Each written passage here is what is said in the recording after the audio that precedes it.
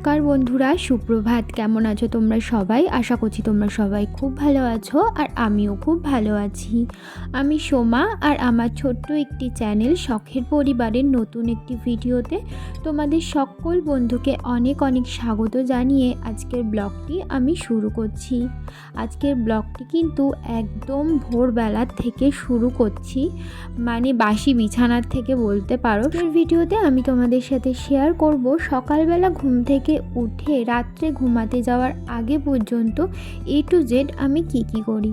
তো চলো, সবার প্রথমে কিন্তু আমি ঘুম থেকে ওঠার পর ঠাকুর নমস্কার করে নিই। তারপরে বাসি বিছানা ছেড়ে মেন দরজাটা খুলি, মানে আমাদের ঘরের দরজা। আর ঘরের দরজার ওই ছিটকানির সাথেই না আমাদের ওই মশারির দড়িটা লাগানো থাকে, তাই দড়িটা আগে খুলে তারপরে কিন্তু দরজাটা খুলে নিলাম। তারপরে গেট খোলার আগে আমি দরজার ছিটিয়ে দিলাম জল। তারপরে কিন্তু আমি গেটটা খুলে এখন যাচ্ছি মেন গেটে জল ছিটাতে। আর ঘড়িতে এখন কটা বাজে বলো তো? ঘড়িতে এখন বাজে সকাল 6:30। বাইরে দেখেছো বেশ কিন্তু ভালোই কুয়াশা রয়েছে এখনও, কিন্তু আশেপাশে না অতটা কেউই ঘুম থেকে উঠিনি, চারপাশটা পুরো ফাঁকা। তো এই তো এখন আমি চলে এসেছি ঘরে এসে এখন ঘরটা ঝাড় দিয়ে নেব। মাঝে 2 দিন তোমাদের সাথে আমি ভিডিও শেয়ার করতে পারিনি, কারণ আমি গেছিলাম আমার মাসির ছেলের বিয়েতে, মানে বৌভাতে গেছিলাম, বিয়েতে যাওয়া হয়নি।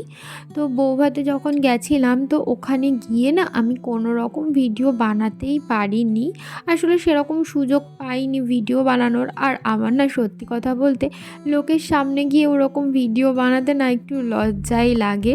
তো যাই হোক, তো সেই কারণে মাঝে 2 দিন তোমাদের সাথে আমি কোনো রকম ভিডিও শেয়ার করতে পারিনি। আমি বাড়িতে চলে এসেছি, এবার থেকে চেষ্টা করব যতটা সম্ভব তোমাদের রেগুলার ভিডিও শেয়ার করবার।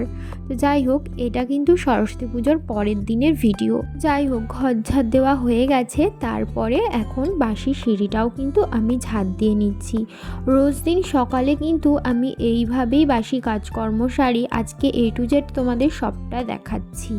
সবার প্রথমে ঘরটা ঝাড় দেওয়ার পর আমি সিঁড়ি ঝাড় দিয়ে তারপর আমাদের ঘরের সামনে যে বড় উঠানটা আছে, তো সেই উঠানটাই কিন্তু ভালো করে ঝাড় দিয়ে নিই। লাস্ট ব্লগে পিনাকেশ কর্মকার তুমি কমেন্ট করেছো বাড়ির সামনের লুকটা শেয়ার করলে না, আমার কমেন্টটা তুমি ইগনোর করে গেলে, খুব ভালো, এরকম একটা কমেন্ট করেছো।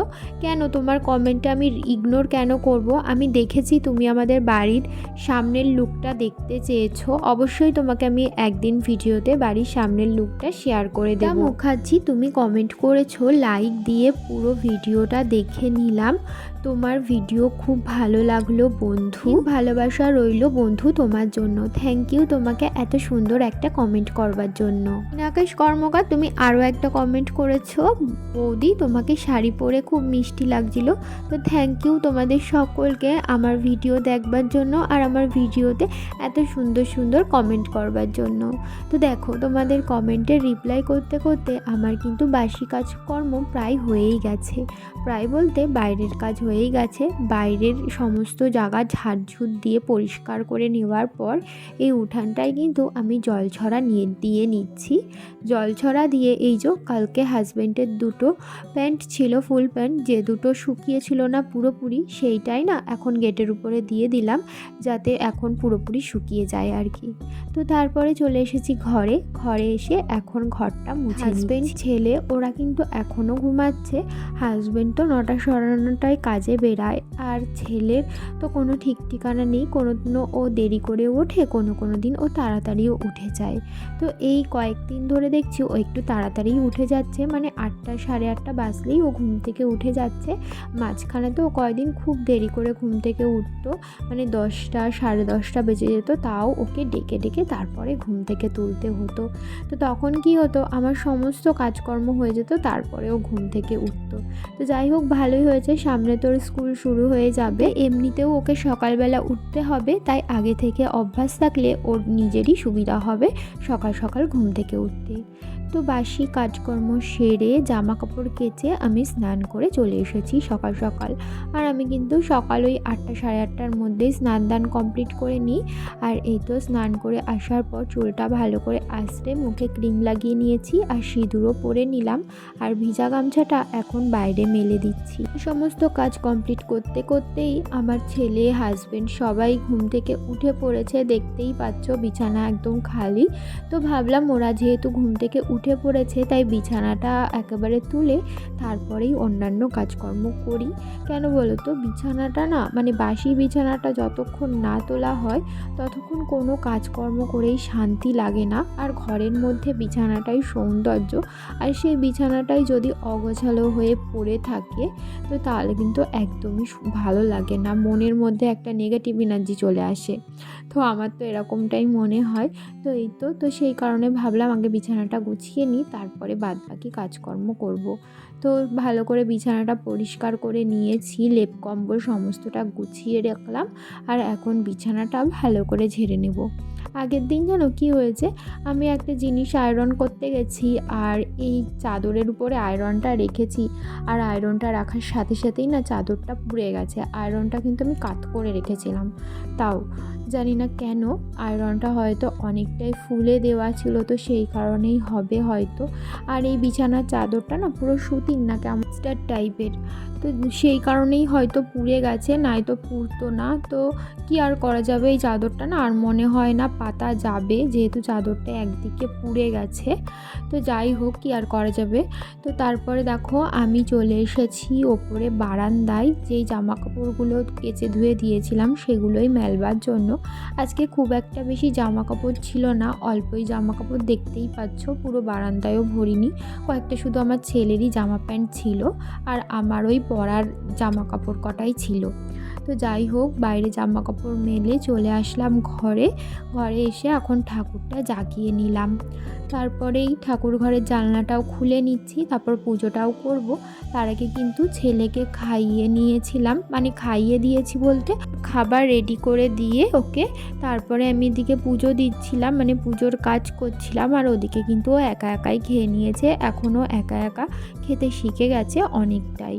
তো এই দেখো আমি কিন্তু এদিকে পুজোও কমপ্লিট করে নিয়েছি। ওই 9:30টার মধ্যে আমার পুজো দেওয়া একদম কমপ্লিট। পুজো দিয়ে আমি চলে এসেছি ছাদে কাককে খেতে দিতে। আর আমি যেহেতু ছাদে এসেছি আর আমার ছেলেও চলে এসেছে আমার সাথে ছাদে, ও যেহেতু আমার সাথে একাই থাকে বাড়িতে, তো সেই কারণে আমি যেখানে যাই সেখানেও আমার পিছন পিছন যায়।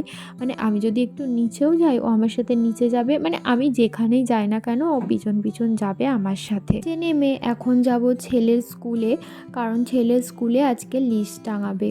ওদের তো গাড়ির মাধ্যমে লিস্ট টাঙিয়েছে, ওরই আজকে ডেট ছিল। আমি তো একটু ভয়েই ছিলাম যে ছেলের নাম আসবে কি না। তো দেখো আমি লিস্টে কিন্তু ছেলের নামটা চলে এসেছে। তো ওর নামটা লিস্টে দেখে আমার না খুব আনন্দ হচ্ছিল। এই কদিন তো আমি একটা টেনশানের মধ্যেই ছিলাম, কারণ লিস্টে যদি নাম না আসে তাহলে এই বছরটা তো পুরো গ্যাপ চলে যাবে। তার কারণ আর কোনো স্কুলে তো ওকে ভর্তি করতে পারবো না, সব স্কুল তো জানুয়ারি মাস থেকে শুরু হয়ে গেছে। আর যেই স্কুলটায় ওকে ভর্তি করাচ্ছি সেই স্কুলটা না শুরু হবে এপ্রিল মাস থেকে আর কি। তো সেই কারণেই ভাবছিলাম যে হবে না হবে, একটা টেনশান কাজ করছিল মনের মধ্যে। কিন্তু দেখো নামটা কিন্তু ভালো মতোই চলে এসেছে, কিন্তু আমাদের টাইটেলের বানানটা না একটু ভুল এসছে। যখন ভর্তি করাতে যাব তখন ওটাকে আবার স্যার ম্যাডামদের বলতে হবে যে টাইটেলের বানানটা ঠিক করে লিখতে। তো যাই হোক, স্কুলে নাম দেখে চলে এসেছি বাড়িতে। আর আমাদের বাড়ির থেকে স্কুলটা কিন্তু একদমই কাছে, বলতে একদমই কাছে, মানে 1 মিনিট মনে হয় লাগে, মানে 5-6টা বাড়ির পরেই কিন্তু স্কুলটা। তো যাই হোক, তো ছেলের নামটা ভালো চলে এসেছে। আর সামনাসামনি স্কুলে ভর্তি করাতে পেরে আরও বেশি ভালো লাগছে, দূরে যেতে হবে না। আর স্কুলটাও শুনেছি সবার কাছে যে খুবই ভালো, আশেপাশের অনেকেই ওই স্কুলে পড়ে। তো যাই হোক, বাড়ি এসে কয়েকটা এঁটো বাসন কোসন ছিল সেগুলো নিয়ে কিন্তু আমি বসে পড়েছি মাজবার জন্য, সকালবেলা তো শাশুড়ি মা রান্না করে রেখেই গেছিলেন, আমি কিন্তু এক ফাঁকে পুজো দিয়ে এসে ভাতটাও খেয়ে নিয়েছিলাম। এখন থেকে ভাবছি একটু টাইম টু টাইম খাওয়ার চেষ্টা করব, নাই তো না শরীরটা খারাপ হয়ে পড়ছে টাইম টু টাইম না খেয়ে। তো যাই হোক, দেখো আমি কিন্তু ওপরের সমস্ত কাজকর্ম সেরে চলে এসেছি নিচে, যেহেতু হাতে অনেকটাই টাইম রয়েছে। আর কয়েকটা জামা কাপড় ছিল অগোছালো, যেগুলো ভাঁজ করার প্রয়োজন ছিল, সেগুলো নিয়ে আমি বসে পড়েছি ভাঁজ করতে। এগুলো হচ্ছে কালকের জামা কাপড়, কালকে রোদ থেকে তুলে এনে রেখেছিলাম ঘরে, কিন্তু কালকে আর ভাঁজ করতে পারিনি, তাই এখন নিয়ে আমি বসে পড়েছি জামা কাপড়গুলো ভাঁজ করবার জন্য। আর ওই যে দেখতে পাচ্ছ ওই সবুজ শাড়িটা কিন্তু সরস্বতী পুজোর দিন আমি পরেছিলাম, তো সেই শাড়িটাও কিন্তু এখন আমি ভাঁজ করে নেব। রোদ্রে দিয়েছিলাম, রোদ থেকে তুলে এনে ঘরে রেখেছিলাম, আর ভাঁজ করা হয়নি। জামা কাপড়গুলো ভাঁজ করা হয়ে গেলে এখন ছেলেকে স্নান করাবো, খাওয়াবো।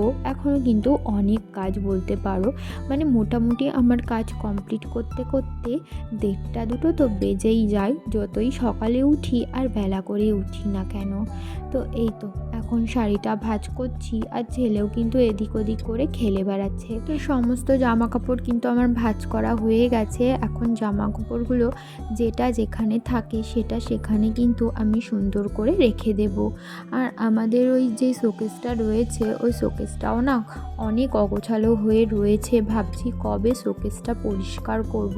যেদিন পরিষ্কার করব সেদিন তো অবশ্যই তোমাদের সাথে শেয়ার করব। ভিতর বাইরে সমস্ত জায়গায় অগোছালো হয়ে রয়েছে। তো যাই হোক, তারপরে তো দুপুরবেলা ছেলেকে স্নান করিয়ে খাইয়ে দাইয়ে শুয়েছিলাম। বিকেলে উঠে বিকেলের কাজকর্মও করেছি, সন্ধ্যাও দিয়েছি। এতক্ষণ ছেলেকে পড়াচ্ছিলাম, তারপরে চলে এসেছি রান্নাঘরে রাতের রান্না করতে। আজকে রাত্রে রান্না করব আলুর তরকারি আর রুটি। তো আলুর তরকারির মধ্যে আজকে দিয়েছি টমেটো, বিনস, তারপরে কড়াইশুঁটি, ক্যাপসিকাম, নানান রকমের সবজি দিয়ে আজকে আলুর তরকারিটা কিন্তু আমি রান্না করছি। সবজিগুলো প্রথমে হালকা করে ভেজে নিয়ে তারপরে আলুগুলোও দিয়ে দিলাম, তারপরে কিন্তু নুন হলুদ দিয়ে এখন ভালো করে আর একটু ভেজে নিচ্ছিলাম। আর ওদিকে আমি বেটে নিয়েছিলাম আদা আর জিরে, তো আদা আর জিরেটা দিয়ে এখন ভালো করে কষিয়ে নিচ্ছি। আর ফোড়নে কিন্তু দিয়েছিলাম 5 ফোড়ন, আর লঙ্কাও দিয়েছিলাম। তো লঙ্কা না দিলে তো হবেই না, একটু কম করেই লঙ্কা দিয়েছিলাম যেহেতু ছেলে খাবে।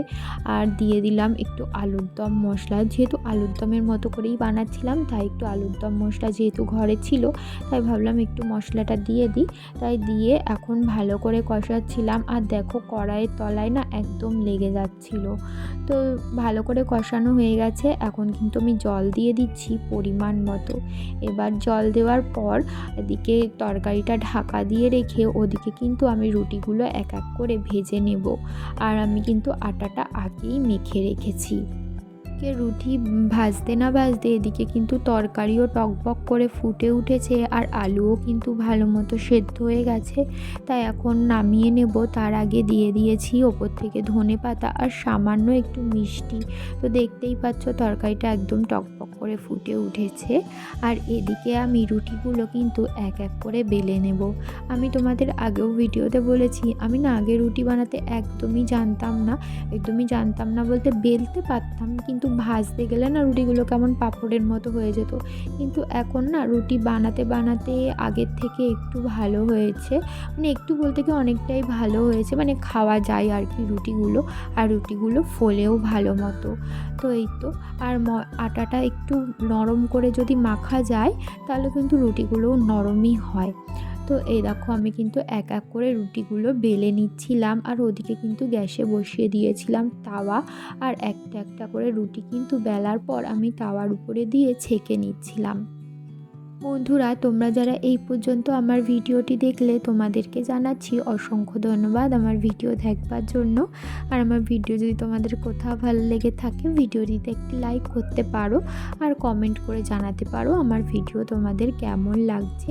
আর যদি কোনো নতুন বন্ধু আজকে প্রথম আমার ভিডিও দেখে থাকো আর আমার ভিডিও যদি তোমাদের কোথাও ভালো লেগে থাকে, তাহলে আমার চ্যানেলটিকে সাবস্ক্রাইব করে রাখতে পারো এরকম নতুন নতুন ডেইলি ব্লগ রোজ দিন দেখবার জন্য। ধন্যবাদ। তো দেখো আমার কিন্তু সব কটা রুটি এখন প্রায় ভাজা হয়ে গেছে, আর কয়েকটা রুটি আছে। এখন বাজে 10টা 15, আর ওপর থেকে খাওয়া দাওয়া করে এই সবে নিচে এসে বিছানাও করে নিয়েছি, এখন শোবো। তাহলে চলো আজকের মতো ভিডিওটা এই পর্যন্তই রাখছি। তোমাদের সাথে আবারও দেখা হবে খুব তাড়াতাড়ি নতুন একটি ভিডিওর সাথে। ততক্ষণ যেন তোমরা ভালো থেকো, সুস্থ থেকো, আর আমার এই ছোট্ট চ্যানেলটির পাশে থেকে আমাকে একটু সাপোর্ট করো, যাতে আমি অনেকটা দূর এগিয়ে যেতে পারি তোমাদের হাত ধরে। তাহলে আজকের মতো এখানেই টাটা, শুভরাত্রি।